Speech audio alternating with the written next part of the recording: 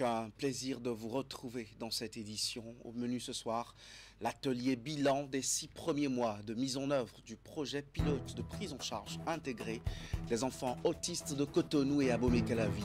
Les travaux ont démarré hier sur initiative du ministère des Affaires sociales à l'occasion de la journée mondiale de sensibilisation à l'autisme. Modeste Kérékou en manager motivateur à l'Agence nationale pour l'emploi et à la Chambre des métiers de l'artisanat du Bénin hier. C'est une tournée de ministres des petites et moyennes entreprises et de la promotion de l'emploi dans les structures sous tutelle pour toucher du doigt l'évolution des initiatives en cours.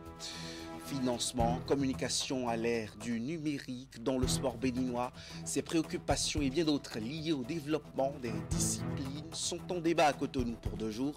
Global Management Sport a fédéré les acteurs institutionnels et opérationnels autour de la question.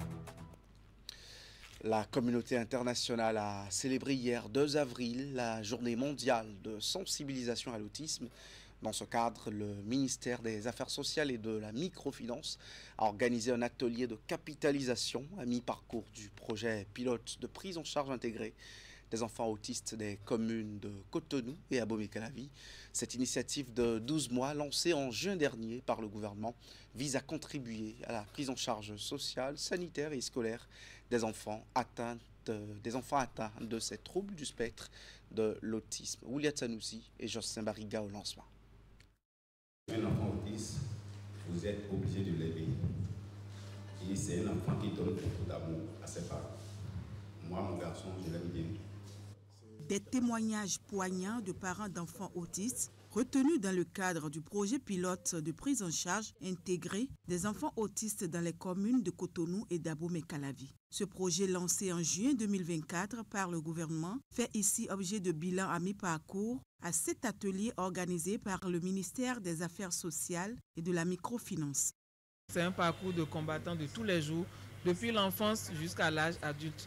Tenez, je continue de laver mon enfant de 14 ans parce qu'il ne peut pas se laver tout seul. Donc c'est vous dire, c'est pour la première fois que le gouvernement entend notre cri de cœur en tant que parents. J'ai été touchée par tous vos témoignages. Ce qui m'a le plus touchée, c'est la manière dont vous vous exprimez sur vos enfants, leur beauté, leur intelligence, l'amour que vous avez pour eux, parce que c'est des enfants comme les autres. Et vous convenez avec moi que le paquet de services déployés en si peu de temps laisse percevoir déjà des petits progrès. Ce projet qui vient soulager les difficultés des parents vise à contribuer à la prise en charge sociale, sanitaire et scolaire des enfants atteints des troubles du spectre de l'autisme.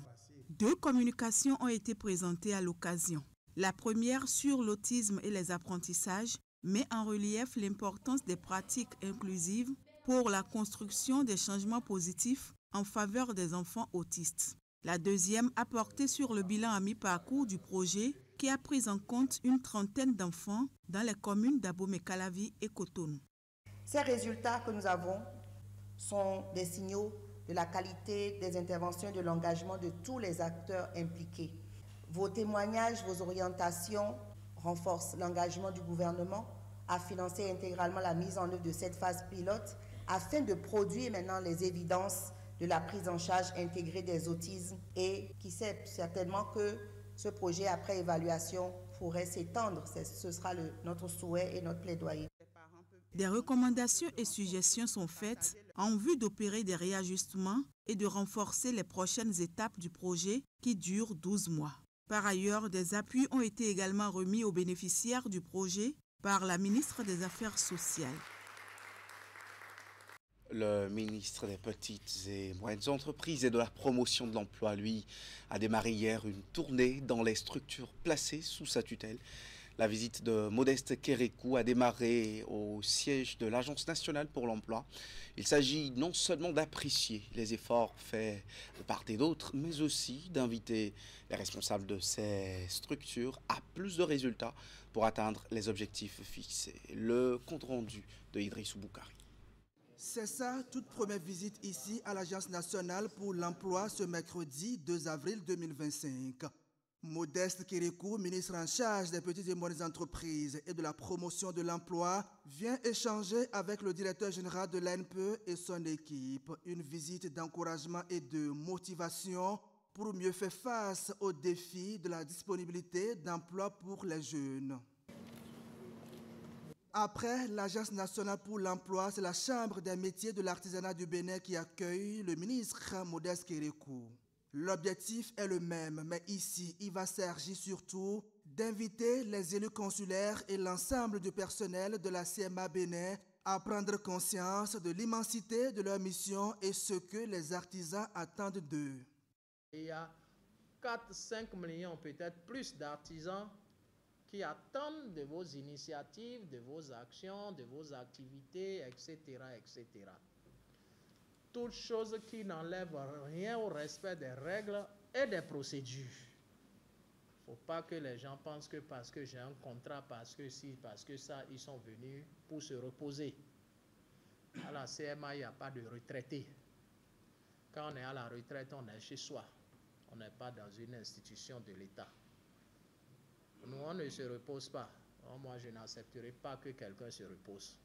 Sa visite nous va droit au cœur parce que ça nous permet déjà de renforcer ce que nous faisons, de nous donner encore plus de conseils pour atteindre nos objectifs. Et partant de cela, nous avons retenu deux éléments très importants. Deux éléments très importants que je peux partager avec vous parce que lors de nos échanges, par exemple, où le ministre nous a conseillé, pourquoi pas, d'organiser un atelier d'appropriation non seulement de nos tests, mais surtout de l'AOF du ministère pour voir les croisages que l'AOF et le décret portant statut de la Chambre de métier font truc là pour pouvoir s'approprier véritablement de l'exercice de la tutelle et également de nos missions. Cette visite dans les structures autonomes sous tutelle du ministère des Petites et Moyennes Entreprises et de la Promotion de l'Emploi va se poursuivre. Modeste Kérékou est attendu ce mercredi au siège du Fonds de développement de l'artisanat et de l'Agence de développement des petites et moyennes entreprises. L'Agence nationale de la protection civile est à pied d'œuvre pour la lutte contre les risques et catastrophes. Eh bien, un plan stratégique de riposte est en confection à Grand Popo au cours d'un atelier dont le lancement nous est précisé ici par Narcisse Alocet dans son compte-rendu. Des acteurs humanitaires réunis ici à l'hôtel Belle Azur à Grand Popo pour jeter les bases d'une nouvelle orientation à leur intervention sur le terrain. Il s'agit de réfléchir pour la mise en place d'un cadre de coordination afin d'harmoniser leurs efforts. Un tel cadre nous permettra d'améliorer nos impacts, d'éviter les duplications et de garantir que l'aide atteigne sans retard ceux qui en ont le plus besoin. Les enseignements tirés des crises passées sont clairs. Sans coordination, les efforts se fragmentent, laissant place à des inefficacités et parfois à des conflits d'intérêts. En revanche, un cadre organisé permet d'optimiser les ressources, d'éviter les chevauchements et de mieux répondre aux besoins réels du terrain. Avec l'Agence béninoise de protection civile, le Bénin décide donc de renforcer sa résilience face aux risques et catastrophes aussi bien naturelles qu'anthropiques. Un engagement qui bénéficie du soutien des organismes internationaux. C'est avec beaucoup d'intérêt que le PAM a activement soutenu l'organisation de cet atelier afin de doter les acteurs d'un cadre de coordination technique efficace. Le cadre de coordination voulu sera conçu par ces hommes et femmes qui viennent des institutions publiques, des organisations humanitaires, de la société civile et des partenaires techniques et financiers. 3 jours durant, ils auront à discuter des conditions, modalités et formes de création d'une plateforme de concertation. C'est dans cela qu'elle exige de nous tous un engagement collectif, une expertise avérée et une collaboration plus étroite. Je vous invite donc à faire preuve d'ouverture, d'innovation et de pragmatisme tout au long de vos travaux, à mettre votre savoir-faire, vos expériences et tout le sens de votre engagement au succès des présents travaux. Des travaux dont les enjeux se résument à une volonté des pouvoirs publics d'apporter aux populations vulnérables une assistance à temps et qui ne souffrent d'aucune cohérence. On va ouvrir une page entière des sports dans cette édition. La Fédération béninoise de football était en séance d'introspection collective avec le sélectionneur national Gaynot Raw et son staff hier à Porto Novo. Eh bien, c'était une rencontre de diagnostic technique à cœur ouvert entre le staff technique des Guépards du Bénin et le président Mathurin de Chacus avec son équipe ensemble. Le but est d'engranger plus de performances pour le compte des prochaines sorties de la sélection nationale. Eh bien, nous avons eu les précisions avec le chargé de communication de la fédération. Dans les prochaines éditions, vous aurez un extrait de ses propos au micro de Canal 3 Bénin. Justement, le ministère des Sports organise en collaboration avec la Fédération béninoise de natation une formation à l'endroit des encadreurs niveau 1 et 2 de natation depuis hier. La session court jusqu'au 12 avril prochain dans la commune d'Abomey-Calavi avec la participation d'une vingtaine de stagiaires sous la houlette de World Aquatic. Elle intervient après celle organisée au profit des encadreurs de volleyball et de la lutte en mars dernier à Abomey et Boïcan. Une initiative qui vise à renforcer l'encadrement technique au sein des fédérations sportives. Candide Onretor, Simon Rollon.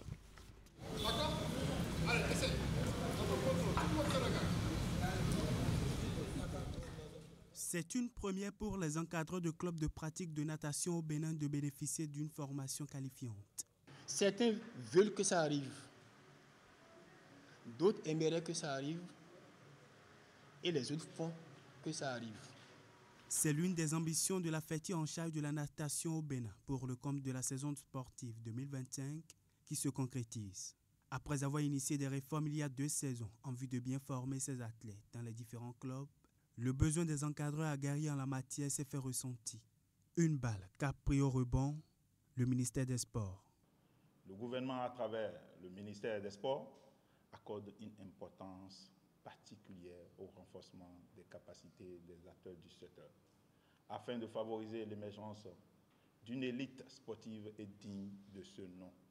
Quant aux bénéficiaires de cette formation, je vous encourage à faire preuve d'assiduité, de curiosité et de professionnalisme tout au long de cette session. Vous avez entre vos mains l'avenir de nos nageurs et la responsabilité de porter haut les couleurs du Bénin dans cette discipline. Les actions du gouvernement béninois dans le but de garantir un accompagnement de qualité aux jeunes talents se poursuivent donc. 25 stagiaires bénéficient de cette session prévue s'étendre sur 10 jours et dirigée par l'expert de World Aquatic. La fédération béninoise a souvent participé à des compétitions internationales. Je ne dirais pas par ces athlètes internationaux, mais avec ces athlètes locaux au pays, il est souvent au pied du podium. Ce qui veut dire qu'il manque un peu. Donc la raison se justifie de sélectionner les 15 meilleurs encadreurs pour leur donner un niveau supplémentaire qui leur permet de combler ce gap, afin que les Béninois nés ici, grandis ici, soient bien encadrés pour amener de titres. La formation des encadreurs de niveau 1 et 2 de natation vient donc professionnaliser les moniteurs béninois en leur offrant les connaissances théoriques et pratiques qui leur permettront de mieux encadrer les athlètes afin de contribuer au rayonnement de la natation au plan national et international. Les discussions se sont ouvertes ce matin au Salon du sport béninois devant les acteurs sportifs et membres de différentes fédérations. Global Management Sport réunit les journalistes, acteurs sportifs et membres de ces fédérations pour échanger pendant 2 jours au sujet des moyens de développement du sport national. Suivez le reportage de lancement avec Julie Cho et Elvis Donkwa. Ce salon vise à travailler en étroite collaboration avec tous les acteurs engagés dans la professionnalisation du sport béninois. Axé sur le thème marketing, communication et journalisme, quelle synergie pour le développement du sport béninois, les discussions vont tourner autour des sujets notamment le financement et les investissements dans le sport, la communication numérique et le rôle des médias sociaux, les stratégies de monétisation pour le développement du sport béninois. Le développement du sport ne peut se faire sans l'engagement de tous, institutions publiques, sponsors, journalistes sportifs et supporters. Ce salon est donc un appel à l'action. C'est le temps pour nous d'unir nos forces pour bâtir un écosystème sportif solide, attractif et durable. Ce creuset d'échange vient à point nommé pour membres de fédération du Comité national olympique et sportif du Bénin et du ministère des Sports de mener conjointement des réflexions pour penser les plaies qui arrièrent l'essor du sport national. À cette date, il y a encore 3 pôles qui existent dans le sport. Il y a les fédérations. Et j'avoue qu'il y a des fédérations qui ne savent même pas s'il y a un comité national olympique. Ce problème persiste encore. Et après les fédérations, nous avons le comité national olympique qui fait du chemin. Mais à des moments donnés, on se demande si ce comité est utile dans le sport. Ça pose un problème particulier. Et après maintenant, le ministère. Aujourd'hui, nous avons des partenariats que les clubs, je vois devant moi les présidents qui s'efforcent pour aller, ne serait-ce que tisser des relations avec des sociétés pour avoir du sponsoring. C'est de la communication et en même temps du marketing. C'est tellement riche, c'est tellement large, c'est tellement profond que si les panélistes n'arrivent pas à toucher tout ce qu'il faut autour de cet thème, je dirais qu'ils ont péché. Après les allocutions, place au premier panel de discussion avec pour thème État et développement du sport, rôle de la taxe sur le développement du sport. Un instant de discussion au cours duquel les panélistes ont touché du doigt tous les aspects liés au financement du sport en général et l'impact de la taxe sur le développement du sport pour les activités sportives. Outre ce premier panel, s'en suivront ceux basés sur le sponsoring et le cadre juridique. C'en est fini pour ce 19h30. Merci de l'avoir suivi. Restez fidèles à nos programmes.